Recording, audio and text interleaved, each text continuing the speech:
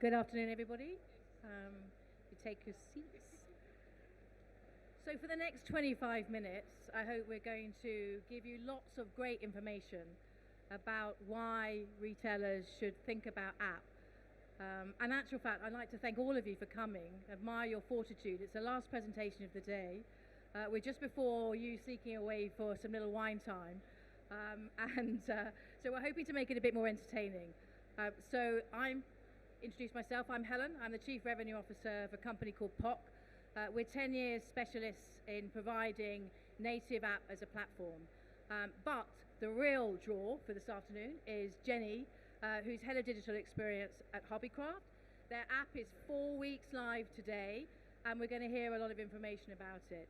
But just before I have the pleasure of talking to Jenny about Hobbycraft, which is going to be most of this, I just wanted to give you a little bit of information about why retailers should be thinking about app as a channel. Because let's face it, retailers have enough to think about these days.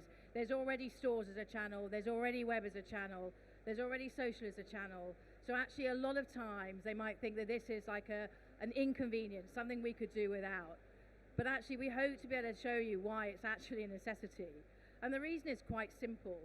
Everything we do as consumers is on our phone. You'll hear some of you probably flicking through the phone at the moment, or taking photos, or looking at your banking app, or looking at your social.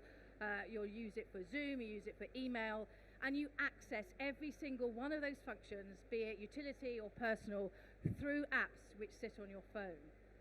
So of course it stands to reason that apps for shopping are continuing to rise. And let's be quite clear about this. App shopping is rising, whilst web, as we know, is falling off.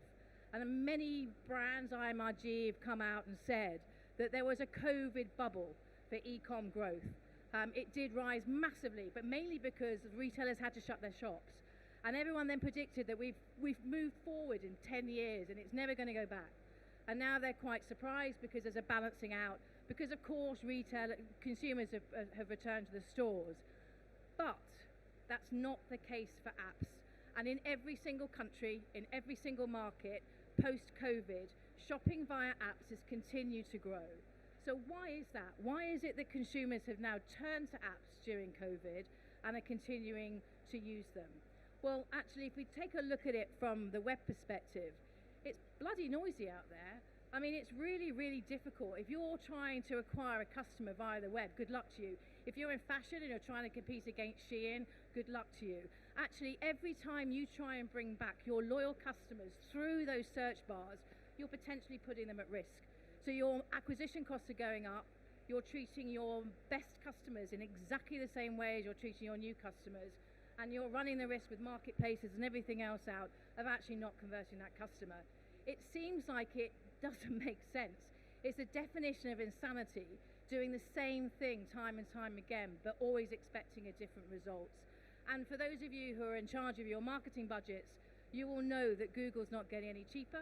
It plays an absolutely essential part, but actually trying to use Google paid search ads to keep bringing your best customers back doesn't seem to make a lot of sense when the money could be better spent elsewhere.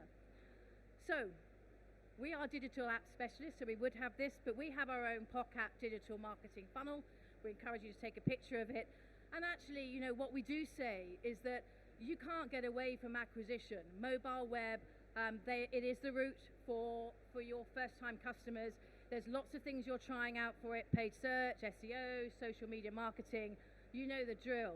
But it is expensive and it's very, very competitive. And there's always somebody who's got more to spend on their SEO strategy than you have. So you're always standing the risk of being ranked slightly lower. But what we believe is actually once you've got that acquisition, you've spent that money, you've got them in your funnel, why don't you try and take them to safety? And what app actually is a retailer or brand's own walled garden. It's zero-party data. You're not paying anybody else for that. They're yours, there's a persistent login, and once you're able to get them to download the app, it's not just about shopping.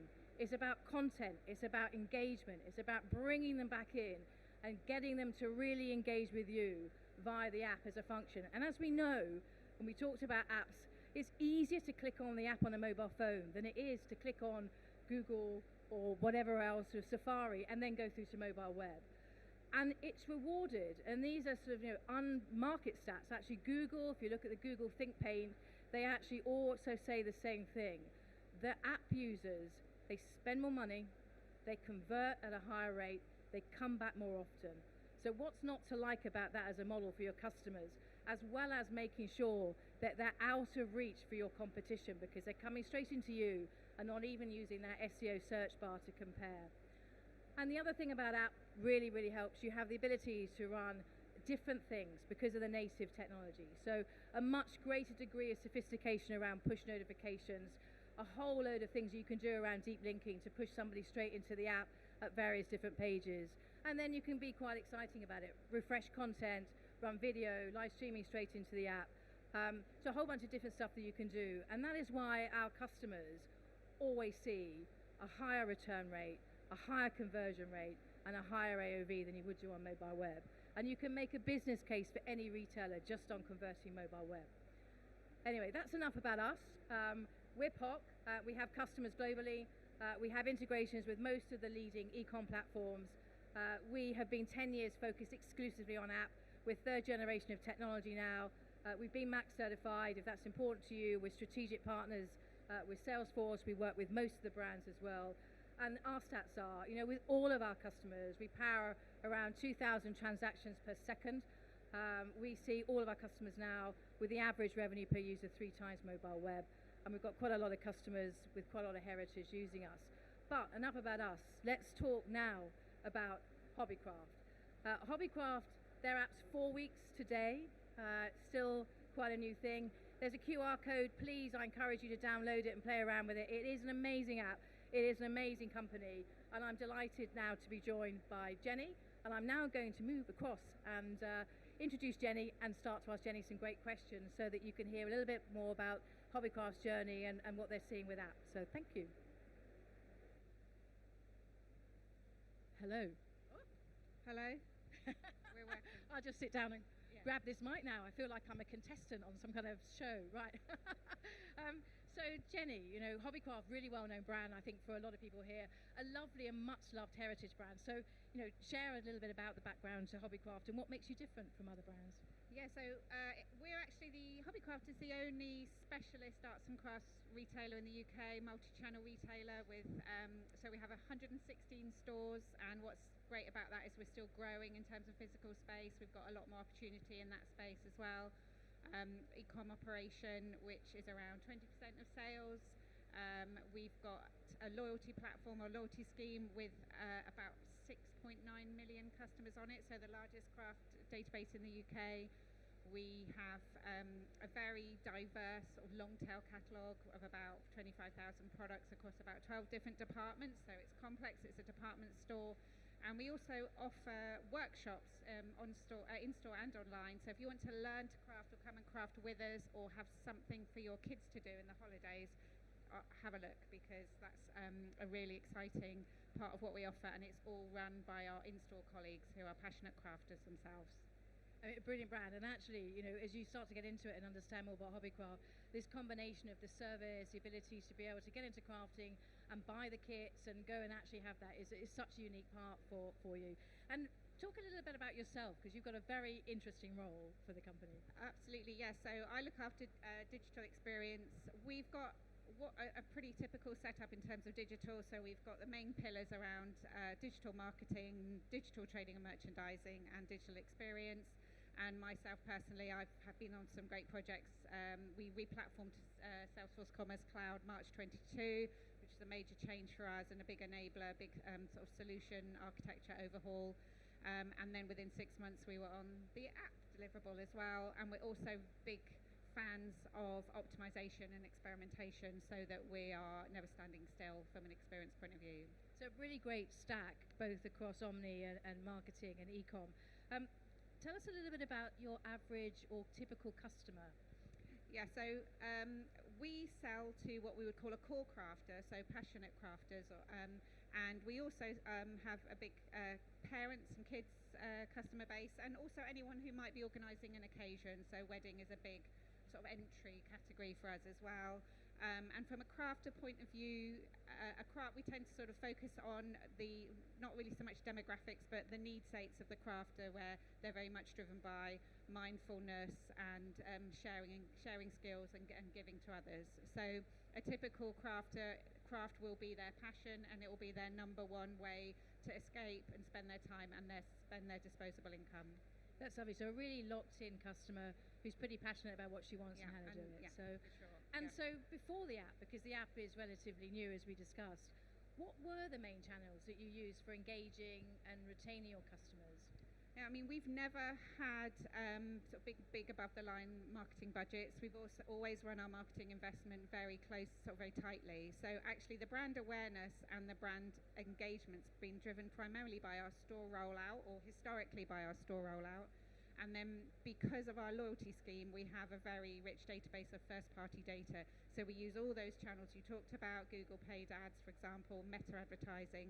However, we are able to retarget quite sort of effectively because of our first-party data.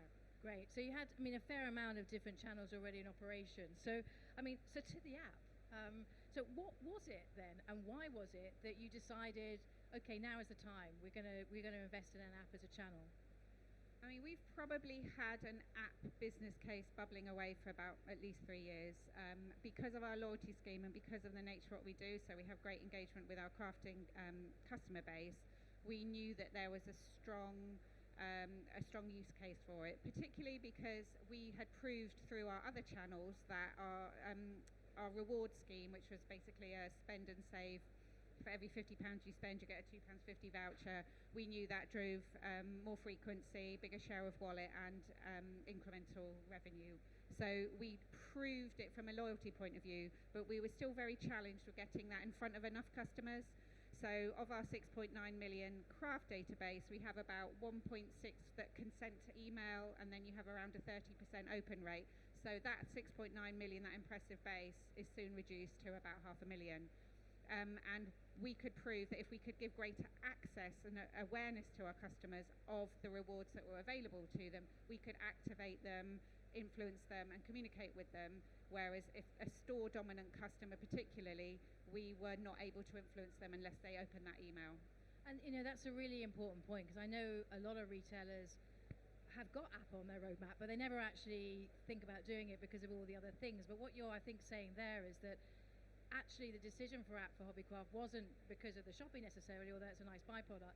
It was like this conduit for loyalty and engagement and all the rest of it as well. And for us, in terms of the when, as we replatformed onto Salesforce March 22, we wouldn't have really been in a position to, architecture-wise, to go for an app then. Our website wasn't up to scratch at that point.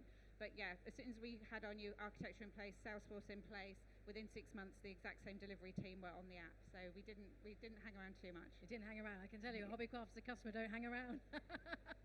Right, so the app has now launched into the app stores. So how's it performed? Well, I mean, firstly, we're really proud of the app. And whereas our sort of leadership team were very much like, now we're doing an app, just get something to market. We think we've got more than just something to market. We're really, really proud of it. We particularly integrated with a coupons engine, if you like, so that we were able to deliver one-to-one personalised voucher access. So that and very sort of one-click redemption of vouchers. So that's been how we enabled the loyalty side of it. But yeah, we're incredibly delighted. So over 2,000 downloads in the first 4 weeks. Already got the higher AOV and higher conversion rate that is talked about for app. It's definitely beating mobile web. And we've had about 25% of those users have also used the app in store to show their loyalty card and also to redeem rewards in store. And our colleagues are very much behind it as well in terms of helping customers get there. I mean, it is quite a remarkable result, and it does show how, I think, loyal the customers are, and also how well known you are as a brand, because in the first week, you're above Instagram in the top apps in the UK, which is quite some remarkable thing. And again, you managed to get number 4 again this week because of the link with Craftober. So, exactly. But that's something that many very large retailers still struggle to do. So it's really quite impressive. And so now moving forward, so you've got the app, we've launched the app.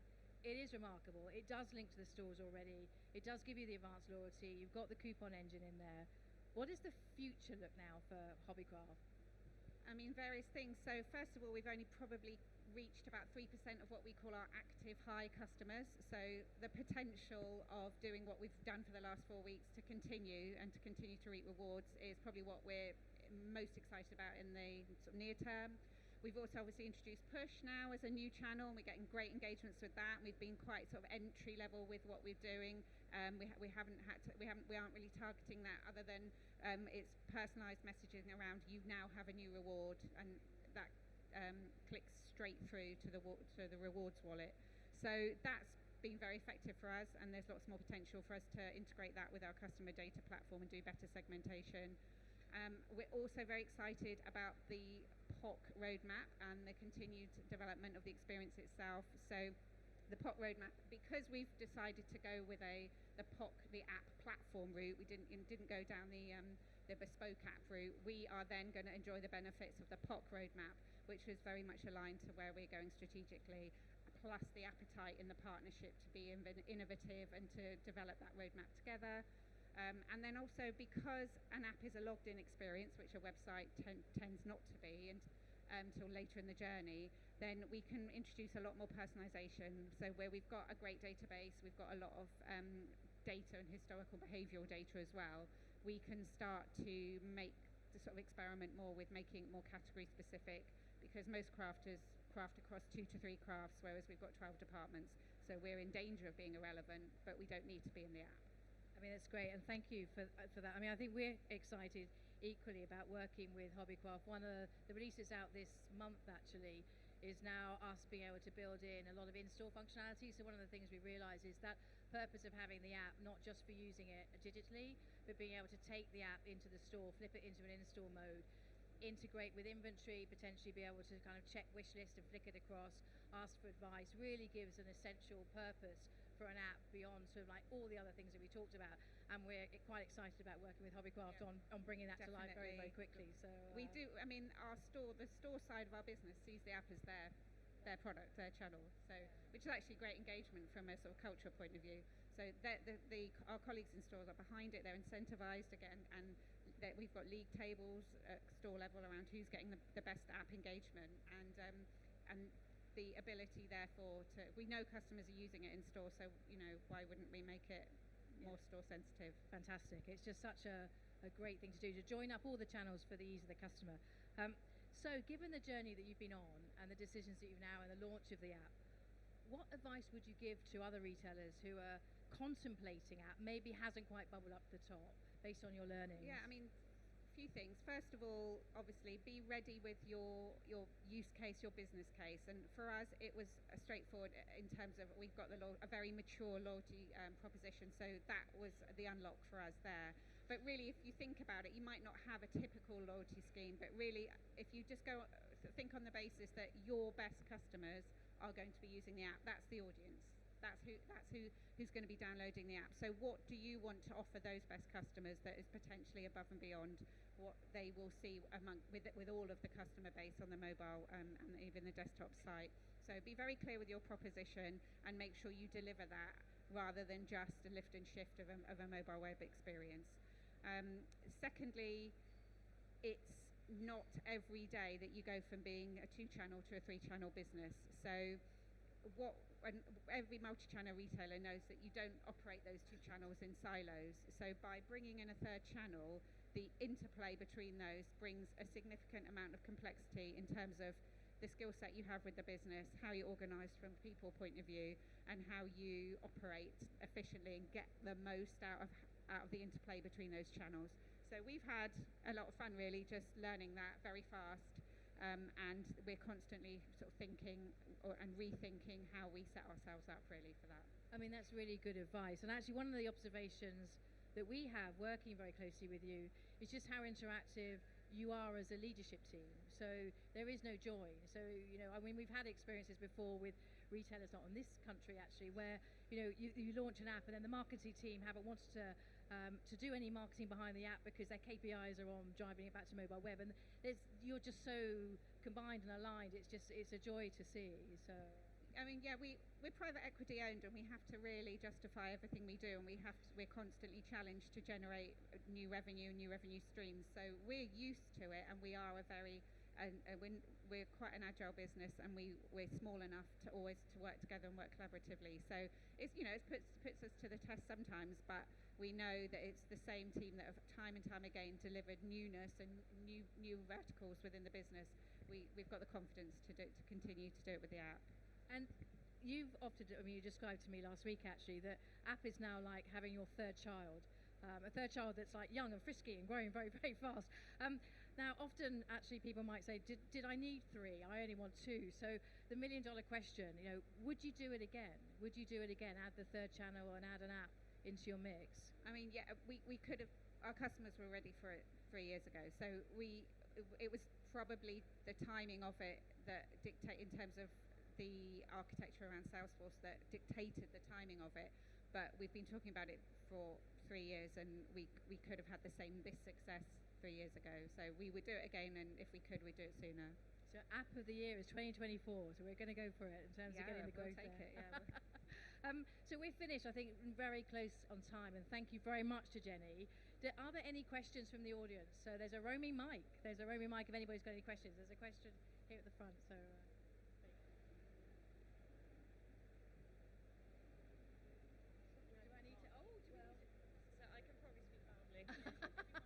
That's fine. Oh, I think it'll be unusual. All right. Go on then. Thank you.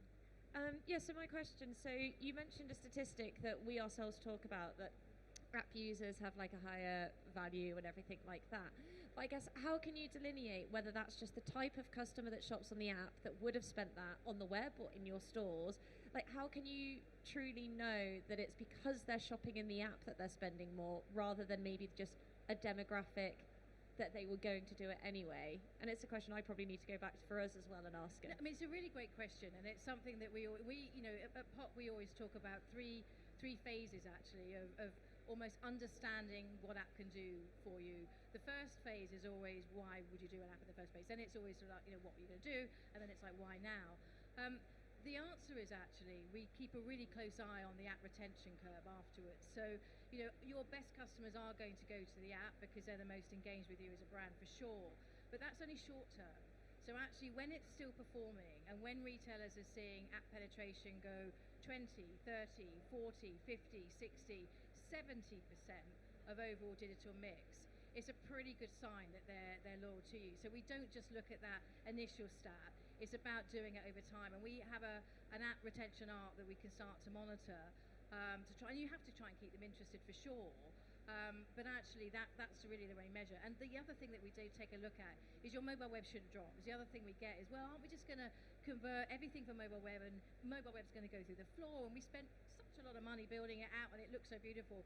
Why would we just move it from one to the other? And the answer is, if you look at it in tandem, you're still acquiring through mobile web. So that's your acquisition channel, but then you convert them. If you've got both going right, you should grow both together. So that's my industry perspective, my retail perspective here.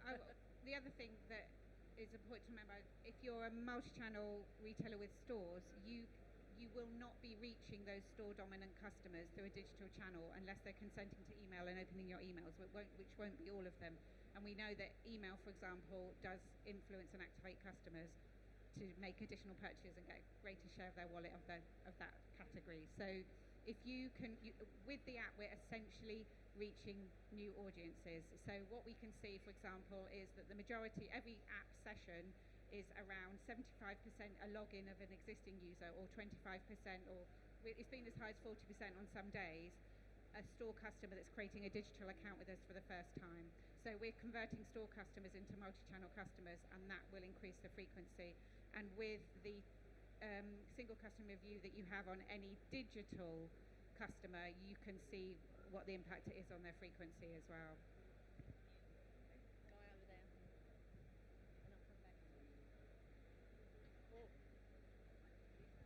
Hi, just a quick question about your loyalty scheme. You've talked about the app.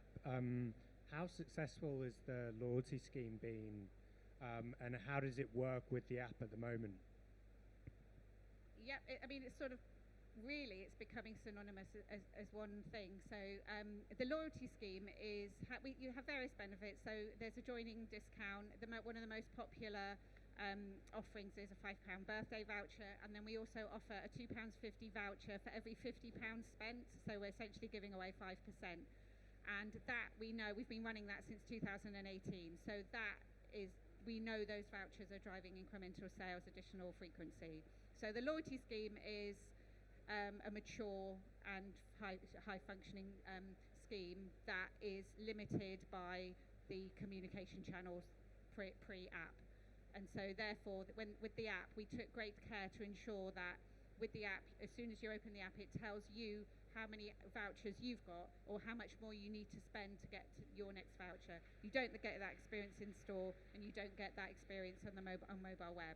So if I'm now at Hobbycraft and either an existing club member or interested in signing up to the Hobbycraft Club, the app is hands down the best way to be a member. And the frequency of which, if I'm already shopping at a certain frequency, I will start getting benefits, a minimum of the 15% joining, the 5% birthday. I'll start racking up my £2.50 vouchers. And we also do twice a year a sort of a £5 voucher, just unqualified. We give it to the whole base. And that's currently just started. It's called Craftober, this second half of the year, and that is working better than previous Craftobers already because of the exposure and the ease of getting to your £5. Yes. One more. Hi, Jenny. Hi, it's a question for Jenny. You said at the beginning in your intro that you, as a team, are really into your experimentation. I was interested to understand whether you're going to carry the experimentation attitude across into the app, and how that will manifest itself. That's a good question. What our bread and butter on the website is deep dive analysis. We use various sort of human analytics tools for that. Plus, and then we just always have always on testing. We are not there with the app. It's it's costly to then invest in licenses on those same sorts of products on an app, because they are it's a separate platform. So there's a greater investment required, and there's also technical challenges around the same approach to experimentation in an app. It's different technically. So we're actually not there at the moment. We're going to be reliant on talking to our customers for the app to get feedback. Plus, we've tried to stick to the POC experience as much as we can in terms of a platform. Part of the reason to jump onto more of a platform product roadmap offering rather than a bespoke app, because that app has already, that checkout, or that shopping experience is already out there across the whole POC user base. So we are now, with the success of the app, probably in a position to start justifying further investment in analytics and experimentation, but it's technically going to be different. So that's all, again, culturally, when you suddenly have an app, you're going to operate differently. So get out of your, this is what we do for web, so let's just mirror that on the app. We've got to think differently with the app. Thank you. Brilliant, thank you. Well, thank you very much for listening to us, and I hope you had a good show. And thank you very much for Jenny, an amazing guest. Thank you.